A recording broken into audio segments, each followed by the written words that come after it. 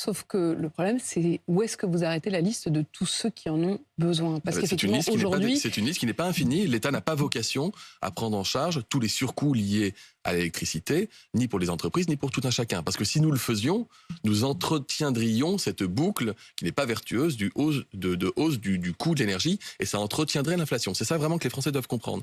Si l'État disait, mais vous on sentez bien paye, que ça va créer un on paye tous sentiment les d'injustice, surcoûts, ça veut dire que les surcoûts vont la augmenter. liste va s'arrêter à un moment. On a commencé rien que dans cette semaine par les boulangers. Depuis, il y a les restaurateurs qui hier ont eux aussi obtenu d'avoir accès à ces aides. Demain, il y aura sans doute les bouchers.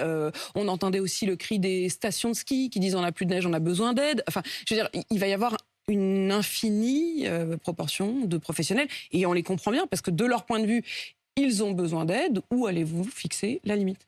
D'abord, en ce qui nous concerne les TPE, c'est aux fournisseurs, aux producteurs d'énergie de faire le geste et de faire l'effort. L'État, il a pris sa part avec de boucliers, avec l'amortisseur, avec tous les dispositifs qu'on a mis en place en faisant du cas par cas. Et ça, c'est indispensable. Ensuite, on ne dit pas, je le redis, on ne peut pas dire aux Français, on va prendre en charge tous les surcoûts de l'énergie ou tous les surcoûts liés à l'inflation. Sinon, on l'entretiendrait, puisque quand c'est l'État qui paye, eh bien, les producteurs, les commerces peuvent continuer d'augmenter et ça, tout ça majore l'inflation. Donc, il faut qu'on ait un mécanisme de régulation. On n'est pas dans le quoi qu'il en coûte, en l'occurrence. En revanche, on n'a pas préservé. On n'est pas dans le quoi qu'il en coûte. On est dans l'aide adaptée au bon moment pour ceux qui en ont besoin. Bah, c'est ça le quoi qu'il en coûte, non? Non, on avait une aide qui était totale et générale pendant le quoi qu'il en coûte, pendant la crise Covid. Souvenez-vous, toute entreprise avait accès au chômage partiel.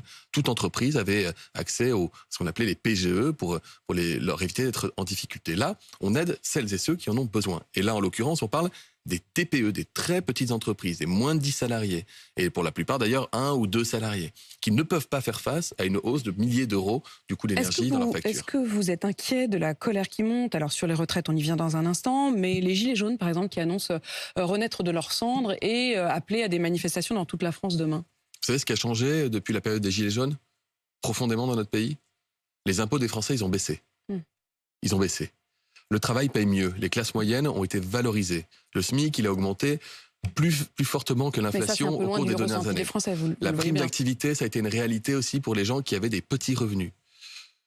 On a augmenté les droits sociaux. On l'a bien vu pendant la crise Covid avec le modèle social. Je vous dis que la situation est profondément différente de celle que nous avions connue en 2018 lors de l'émergence du mouvement des Gilets jaunes. Et que les réponses aux problèmes qui étaient soulevés par une partie des Gilets jaunes, celles et ceux qui étaient en détresse, ces réponses, elles sont aujourd'hui mesurables. Puisque le travail paye mieux, que les impôts ont baissé. Et surtout, vous savez ce qui est la grande différence?